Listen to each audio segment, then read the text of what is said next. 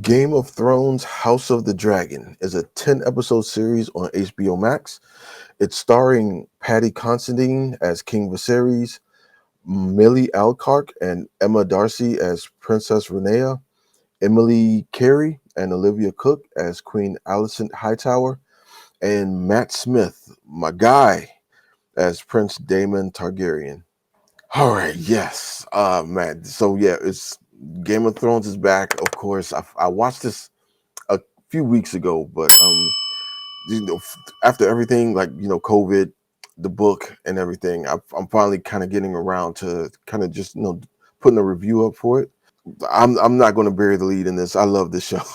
The show is actually kind of amazing. It did take a minute for me to get into it, but once it kind of kicked off, man, it was just yeah, I love the show. I'm actually going to start watching this again a little bit over Christmas break, and yeah, I can't wait. I love this show. I can't wait to watch it again. But okay, what's it about? It's Game of Thrones. It's we all know what Game of Thrones is about, but this time the kind of like the political intrigue and it fight for inheritance and power and things like that is done. King Viserys is on the throne, and his brother Daemon Targaryen. I'm sorry, King Viserys Targaryen. Sorry, I should say the whole thing. He is on the throne, and his brother Prince Daemon Targaryen, played by Matt Smith, is should rightfully be the next in line, I guess, according to like Targaryen customs. But Targaryen is kind of a screw up, or Daemon is kind of a screw up, and so he's after his wife dies in childbirth. Since he doesn't have any other sons, so, he only has a daughter, Princess Rhaenyra, and so he leaves her claim for the throne. And so that it's never been done before, right? A woman on the throne. Oh God, what madness is this, right? And so it throws everything in chaos, and people are kind of like vying for power, and it's this whole kind of sect that believes that Damon should rightfully still be like the claim to the throne, and then you either with the prince's orders or you're against it, and you're playing we all know. So that's kind of like the basis story. Yeah, that's kind of the basis. There's other families thrown in. There's the High Towers. There's the God, what's the other guys? The black with the white dreadlocks. Valerians, Christ. Yeah, so there's trying to run for power. There's the Valerians who are trying to vie for power, and it's just like these three families just kind of butting heads and backstabbing each other while trying to keep up pleasantries and things like that. So what do I like about it? A lot. I like a lot about this show. Honestly, I ain't even gonna lie to you. Most of all, one of my biggest complaints about the original Game of Thrones was they always hinted at dragons, but we didn't get them until like way late in the show's run, like season 5 or 6 or so. I think was when we finally got dragons. This one, it starts off with dragons. We get dragons off the jump, and I was like, yes, we actually get dragons in this. And these dragons, these are some fierce ass dragons too. Yeah, I love how they show in this as well. Like Paddy Considine plays King Ceres, and they show kind of how like the stress and weight of like the crown is just such a burden to carry, and they show him kind of deteriorating after a while. I think because I think he said that he was infected by the chair. Because I remember there was a part in there where he was saying like every time he sits in the chair, he gets a new nick or cut or something. And so I think he was like infected by the chair, or it could be like this whole kind of allegory of having the crown of like the realm, just like it's such a weight to carry, it's such like a heavy burden to carry that it just eats you away from the inside out. Because he gets he gets sicker and sicker as the show goes on, and after a while, like he just deteriorates so bad. So there's a time jump in the show. That's why there's two actors playing both Princess Renea and Queen Alicent, because there's like a time jump in the show. And so, like, he starts, you can see him kind of getting a little weaker or whatever at first, and then after the time jump, he's like full on deteriorating, man. He's literally like a walking skeleton almost. Patty Considine did a hell of a job in this. And I love how the king has, he has allegiance to his daughter, and even though he knows like he's pissing his brother off, but he is doing the right thing, and uh, for the most part, he's doing the right thing because I mean, with Damon as the king, that's just like that's yeah, and I love Matt Smith. Like he's one of my favorite actors out today because he's the like my favorite Doctor Who, but yeah, just watching Matt Smith play like a complete wild card. Like he's just a straight up like loose cannon. He is. I mean, yeah, anybody with like good judgment can say that he can't be on the throne. He can't be king. You know what I mean? Like he would throw the whole realm into some kind of war or something, and then like they'd be so decimated and like just war torn. Somebody would come in and take them over or something like that. Something crazy would happen. Wh- Okay, so one thing I really do like about this is Sir Otto Hightower, played by Reese Ifans. I love he has this role. Like I really love he has this role. I've been a fan of his going way back to like the late '90s.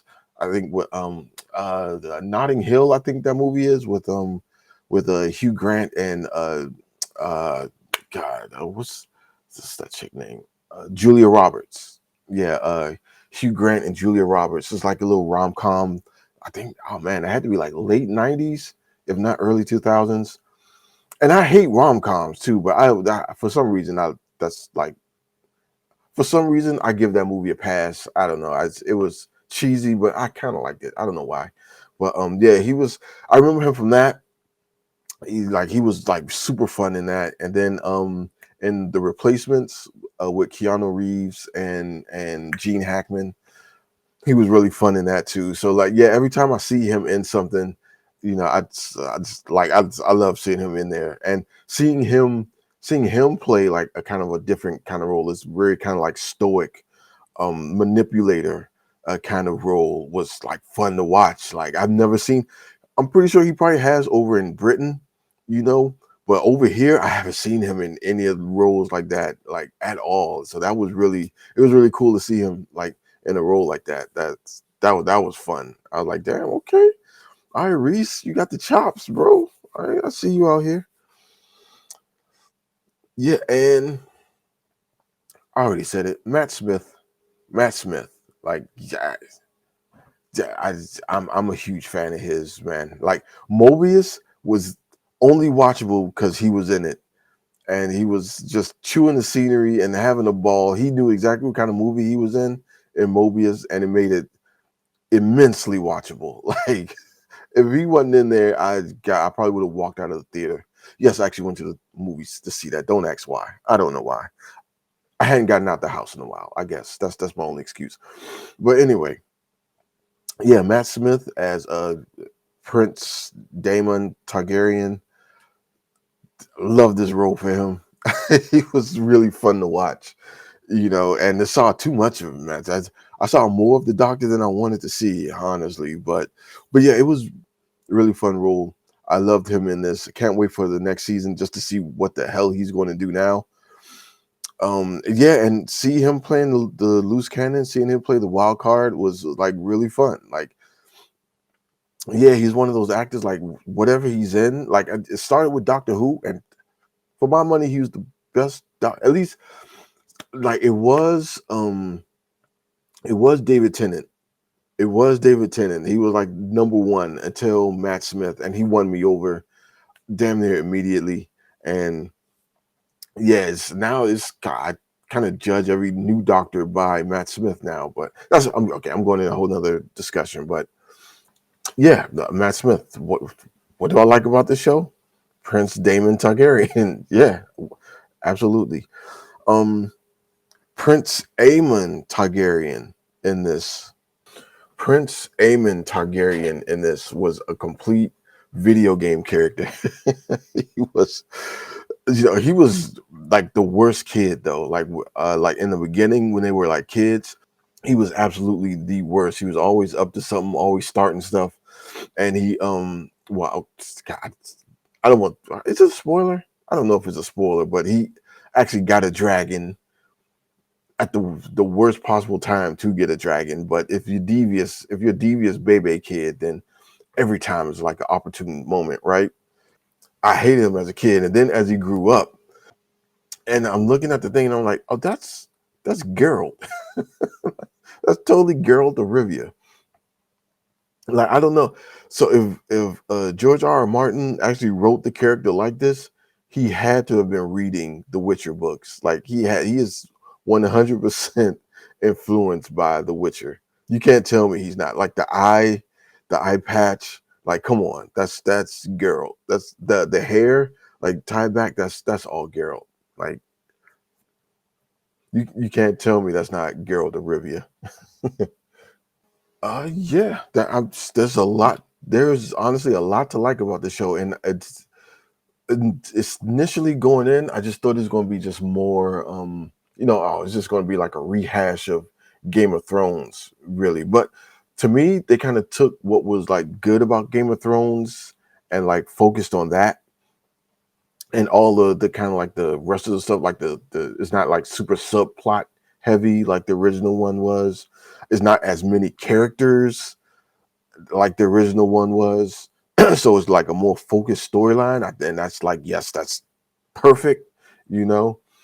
And so, yeah, this is, I kind of like this one better than the original one. I'm pretty sure I'm the minority in that. I'm pretty sure I am. But for me, I like this one better. What I don't like about this, I mean, it did take a while to kind of get interesting. I don't care that much about like the lore in the books or the lore of Westeros like that.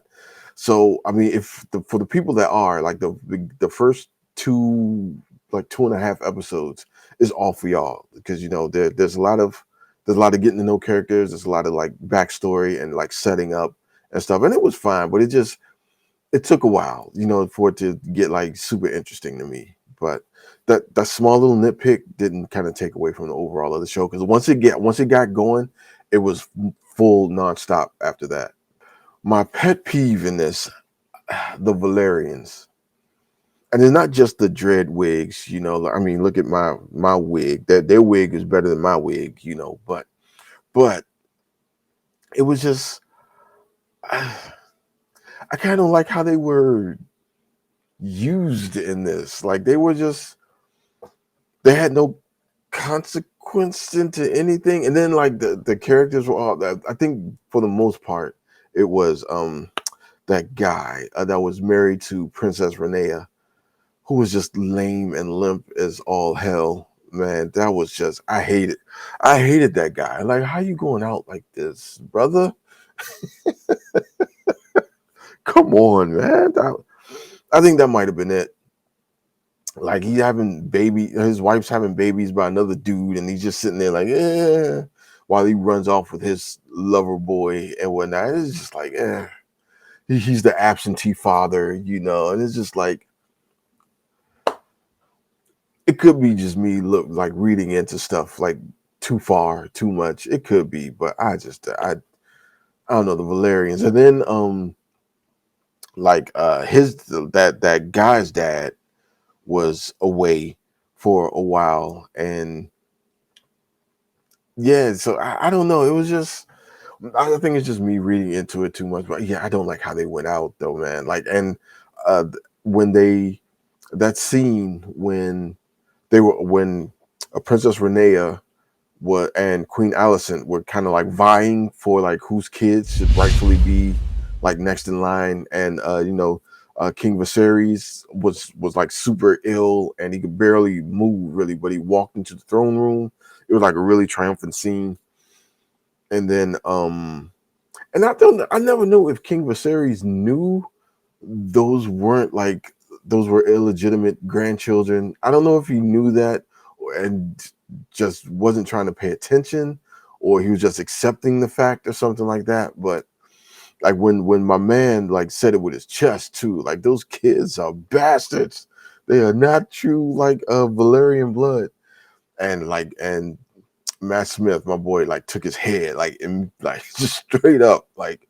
But like yeah, none of them. They all went out bad to me, man. I don't know. I didn't like it, but that was my main pet peeve. They had like I love that they had the dragons, and like yeah, the Dreadwigs was whatever, I guess. But yeah, I like the family, the idea of the family, but they went out bad to me, man. The Matt Smith's wife. Oh, okay. See, I don't want to get spoilers. I don't want to get spoilery, but I don't know. They kind of went out bad to me, man. But I kind of already went spoilery, right? But I don't know. That's kind of like a pet peeve of mine. I could be looking too much into it, but yeah, I know. House of the Dragon, love this show. It's the best one to me. you know, well, I don't know. Like the Whites, the Wall, and the White Walkers from the original Game of Thrones was like the best, one of the best parts of it. And it's a classic part. It can't be topped, can't be redone. So I will give it that. But for me, I like this one a little bit more. I would have loved to have like more of that, but it's not part of the story, right? So yeah, 4 out of 5. A solid show. Really liked it, and yeah, I'm gonna watch it again. Peace.